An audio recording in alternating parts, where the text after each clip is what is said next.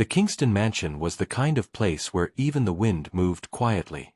Expensive silence. Marble floors, gold frames, long hallways where servants walked with lowered eyes. Everyone knew one thing. The billionaire's only son, Michael Kingston, was born deaf. That was the story. That was the rule. You didn't talk to him. You just served him. Evelyn had never worked in a house this big. She was used to small houses, boiling tea on gas stoves, sharing beds with sisters. Here, even the kitchen looked richer than her whole street. And people looked at her like she didn't belong, especially Emma, the senior housekeeper. "Remember," Emma said in a cold voice, "Mr. Robert doesn't like unnecessary noise. And the boy can't hear you anyway. Just keep him clean, fed, and safe. Don't experiment." Evelyn just smiled. "Yes, ma'am." Then she saw him. Michael. 6 years old. Soft brown hair, big eyes, sitting by the window, tracing raindrops on the glass. He didn't look broken. He didn't look less. He just looked lonely. Evelyn walked closer, slow, like you do with a scared bird. "Hi, sweetheart," she whispered, even though they'd told her he couldn't hear. "My name is Evelyn. I'm going to be taking care of you, okay?" No reaction.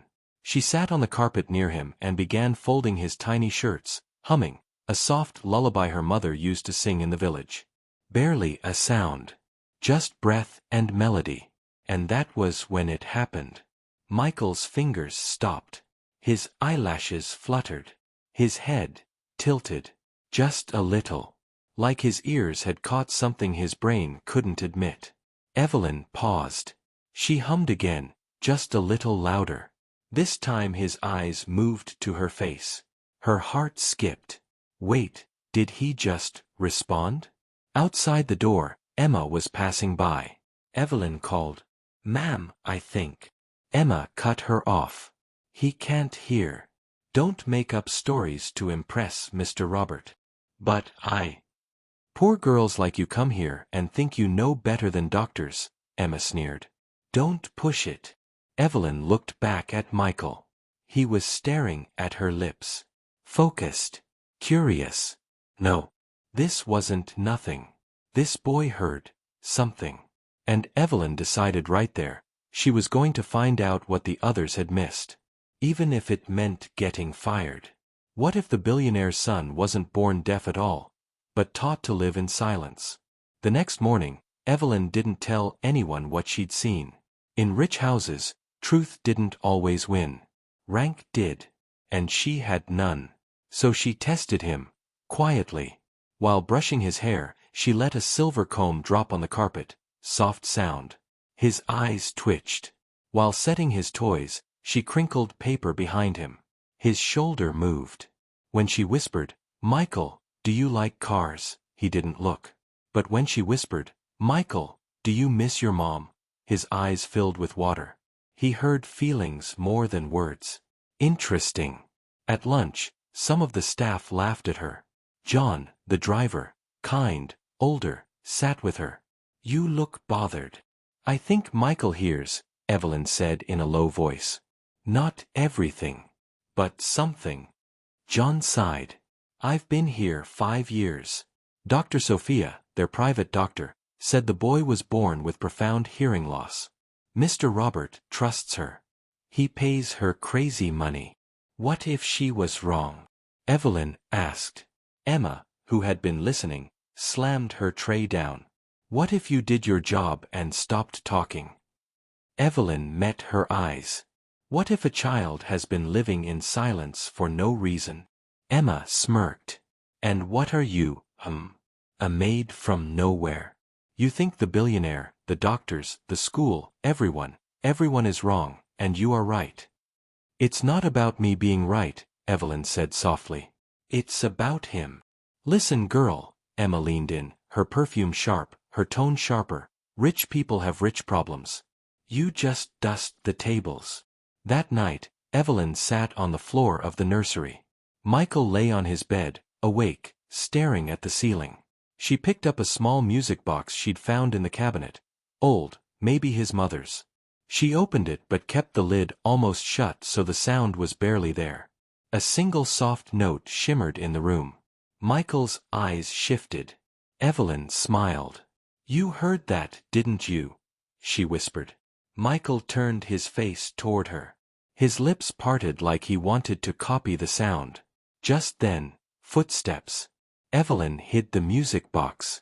Robert Kingston stood at the door, tall, tired, expensive suit, grief in his eyes. "Is he asleep?"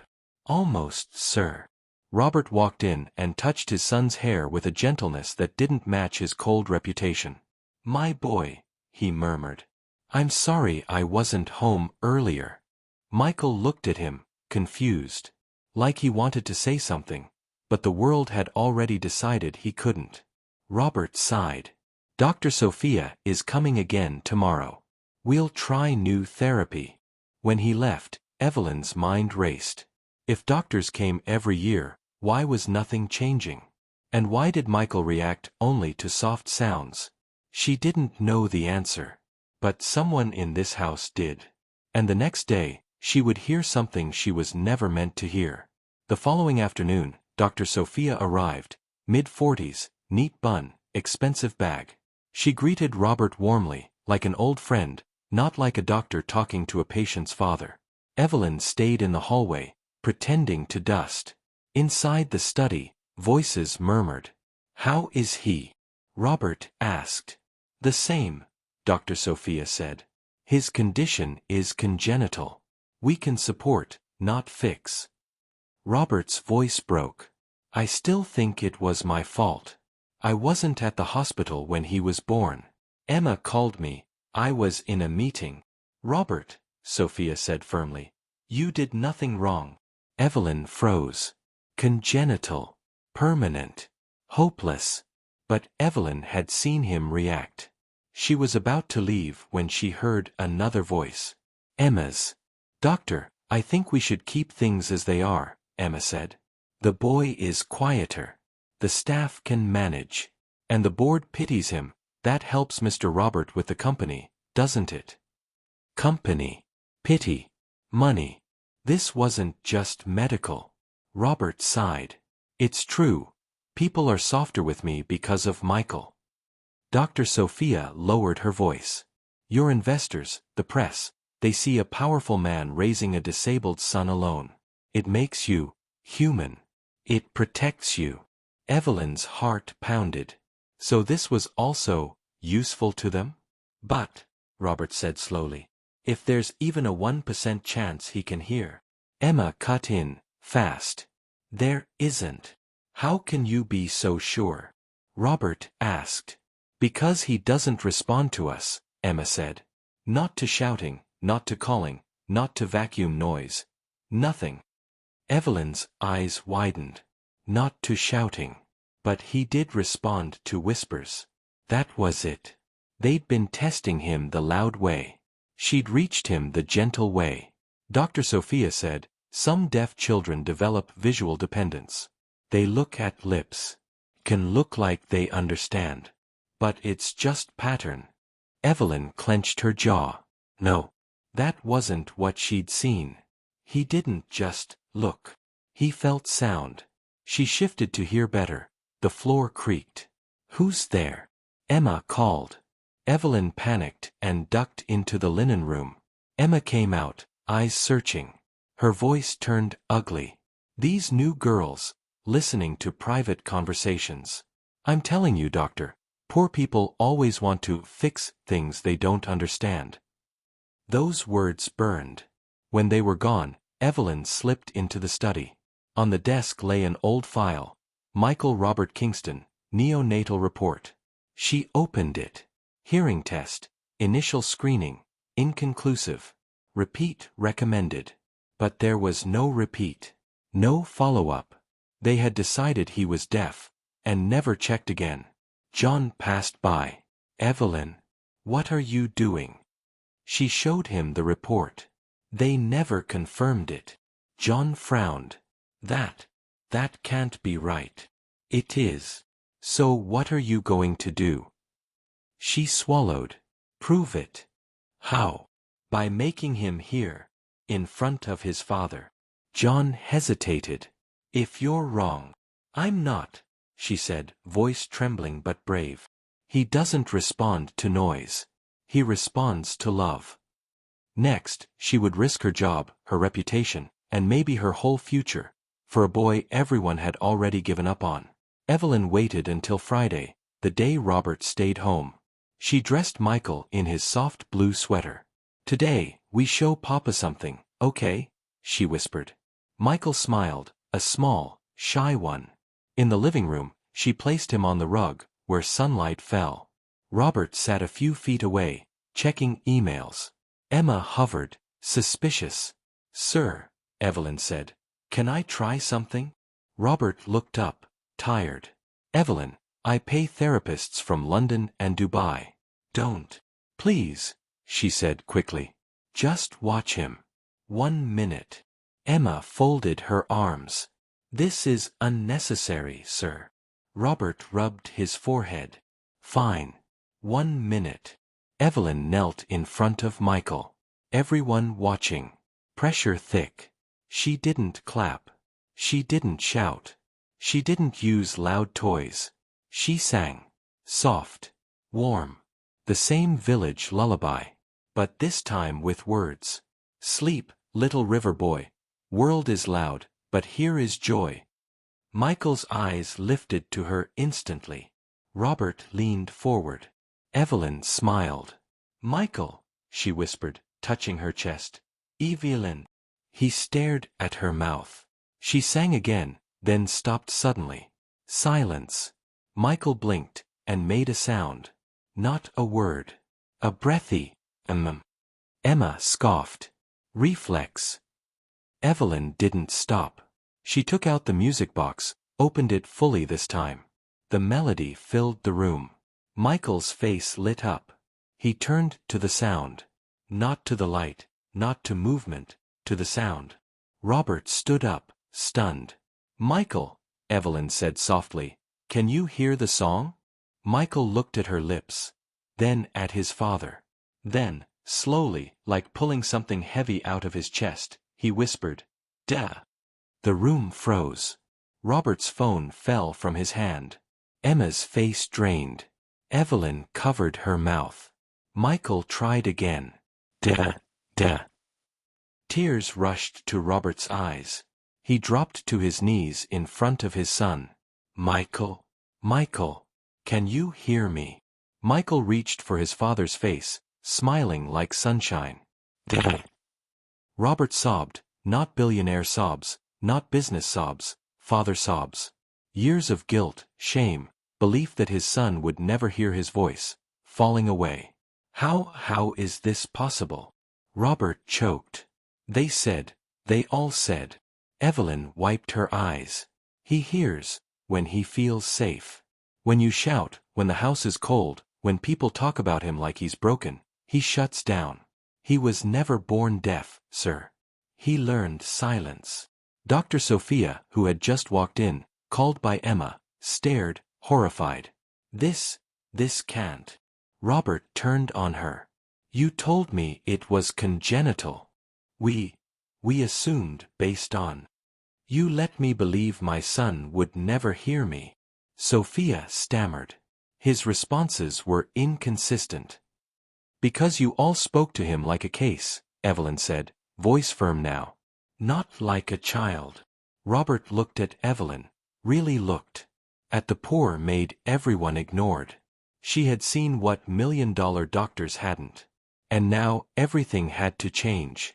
But if the boy wasn't deaf, someone had benefited from keeping him that way. Later that evening, the mansion wasn't quiet anymore. It was alive. Michael actually ran, behind Evelyn, laughing without sound but with breath. Robert followed, eyes swollen but happy, filming everything like a new dad.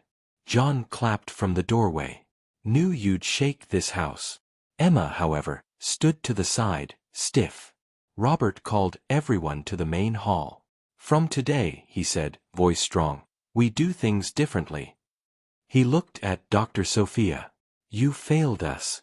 You treated my son like a diagnosis, not like a boy. I will pay your dues. But we are done. Sophia lowered her head. I'm sorry, Robert. Then he turned to Emma. And you? You said keeping him quiet helped the staff. Emma lifted her chin. I kept this house running. A crying child, a screaming child, it would have made work impossible. So you preferred a silent child? Evelyn asked quietly. Even if it wasn't true silence, just loneliness? Emma's mask cracked. You don't understand rich houses, she spat. You people think love fixes everything. Rich people don't have time for chaos. Robert stared at her, hurt. He's my son. Not a schedule. Emma swallowed. Will you fire me? Robert took a breath. I will let you go with pay. But I won't let you near Michael again. Emma walked out, heels loud, the loudest sound the house had made in years. After she left, Robert turned to Evelyn. The billionaire everyone feared suddenly looked humble. I built empires, he said, but I almost lost my son, because I believed one report. You didn't. I just listened, Evelyn said. To him. Not to his file. Robert smiled through tears. Would you stay, not as a maid, but as Michael's caregiver? His friend. Michael tugged Evelyn's sleeve. Vin, he said, pronunciation messy but beautiful. Evelyn's heart melted. Always. Over the next weeks, Robert brought in real specialists, kinder ones. They confirmed it. Michael had auditory processing challenges, not total deafness. Loud, harsh sounds overwhelmed him, so he had learned to shut out the world. Gentle, emotional sounds? He let them in. What everyone called deaf was actually hurt. Robert apologized to Michael daily. I should have talked to you softer. I should have come home earlier. I should have checked twice. Michael would pat his face and whisper, okay. The mansion changed. No more, he can't hear you. No more pity conversations. No more using his condition for business sympathy. Instead, music classes, speech therapy, storytelling nights with John, kitchen staff laughing, and Evelyn singing like home. One night, as they sat together, Robert asked Evelyn, why did you fight so hard for a child that wasn't yours? Evelyn smiled. Because I was that child. People heard my words but not my heart. I promised myself, when I met a child nobody listened to, I would listen. She looked at Michael, now giggling at cartoons with subtitles. Rich boy, poor maid. But the one who had the least, gave him the most. Now it's your turn. Backhand index pointing down. If a child goes quiet, do you think it's always a disability, or sometimes it's just the world being too loud and unkind? Tell me in the comments. Have you ever seen a kid shut down, and it was actually because of the people around them, not because of the child?